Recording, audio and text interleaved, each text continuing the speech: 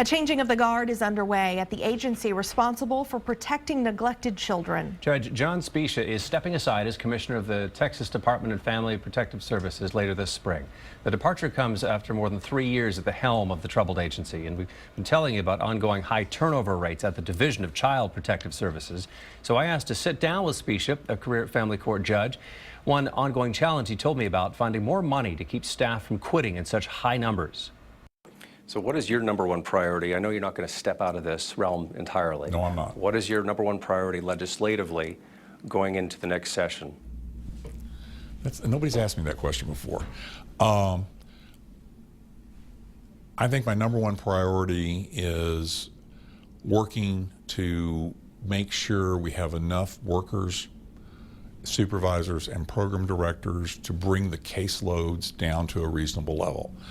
We're doing workload studies. That's the first step in order to find out what the right caseload mix is. There's not an easy solution to turnover.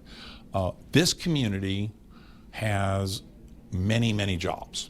This is a very, very strong economic community. It is very easy for my workers to find another job that is less stressful and pays more money.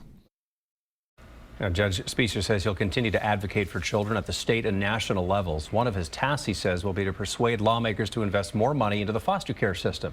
This year, he says, it's already $20 million in the red due to a higher number of high-risk children coming into care.